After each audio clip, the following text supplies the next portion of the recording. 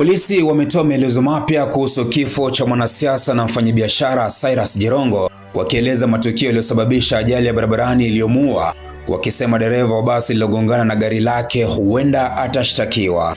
Kupitia taarifa, idara ya upelelezi wa makosa ya jinai DCI ilisema Jirongo alifariki baada ya kujeruhiwa vibaya katika ajali ya barabarani iliyotokea usiku wa Disemba 13 mwaka huu 2025 katika eneo la Karai, kanda ya barabara kuu ya Nakuru Nairobi.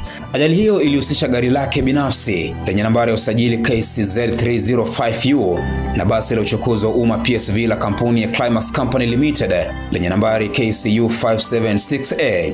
Dereva wa basi hilo, Tyrus Kamau Githinji, sasa anachunguzwa kwa kosa la kusababisha kifo kwa kuendesha gari bila uangalifu, kwa mujibu wa uchunguzi wa awali uliojumuisha uchambuzi wa kanda za kamera za CCTV. Ajali hiyo ilitokea takriban saa 8:19 asubuhi. Gari la bwana Jirongo lilisukuma umbali wa takriban mita 25 kutoka mahala pa ajali. Basi lilisimama takriban mita 50 kutoka eneo la ajali.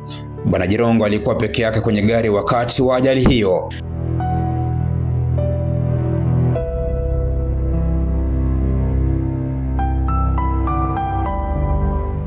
DCI ilisema kikosi cha pamoja cha upelelezi wa mauaji na wataalamu wa uchunguzi wa kisayansi kutoka maabara ya kitaifa ya uchunguzi wa uhalifu kilitumwa eneo la tukio muda mfupi baada ya ajali. Timu hiyo ilifanya uchunguzi wa mapema na kukusanya vielelezo muhimu kwa upelelezi.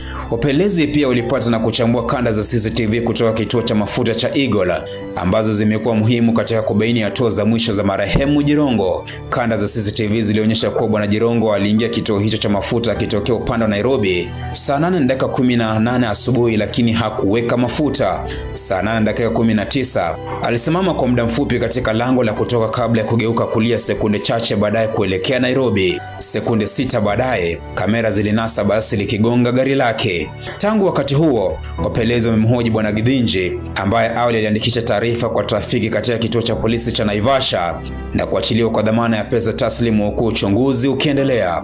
Ameagizwa kuripoti tena katika kituo hicho mnamo Disemba 22 mwaka huu kwa hatua zaidi za polisi.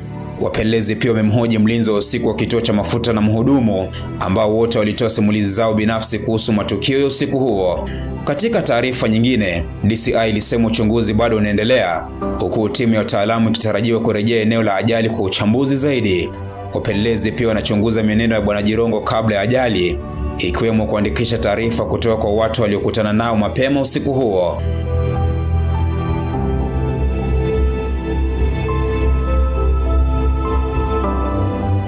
Miongoni mwa maeneo yanayochunguzwa ya mkutano alihudhuria katika Karen Oasis Bar and Restaurant jijini Nairobi, ambapo wapelelezi wanajaribu kubaini ratiba kamili ya mienendo yake.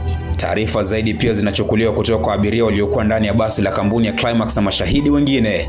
Baada ya uchunguzi kukamilika, faili kamili ya polisi itaandaliwa na kuwasilishwa kwa mkurugenzi wa mashtaka ya umma DPP kwa ushauri.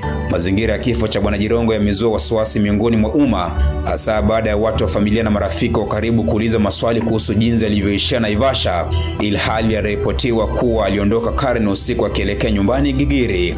Familia imekaribisha kuhusishwa kwa wataalamu na kutolewa kwa matokeo ya awali, lakini imesisitiza kuwa maswali yote ambayo hayajibiwa lazima yashughulikiwe. Katika taarifa yake, DCI ilituma rambirambi kwa familia, marafiki na jamaa wa Jirongo na kuhakikishia umma kuwa imejitolea kufanya uchunguzi wa kina usio na upendeleo na unaaminika kwa mujibu wa katiba ya Kenya na utawala wa sheria. Shemela Samuel Ngovilo, makala kurasa za historia ndani ya Pekuzi TV Kenya.